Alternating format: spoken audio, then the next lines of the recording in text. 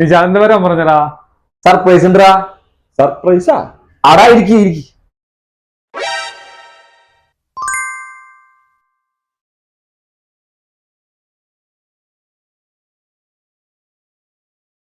Daddy ആ light of ചെയ്യടാ.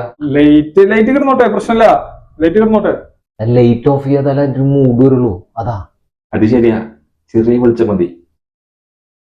Daddy ആ ഫോൺ എടുത്ത് ടോർച്ച് നിറയ്ക്കടാ. ഡാനിയെ എന്റെ മൊബൈൽ എടുക്കടാ.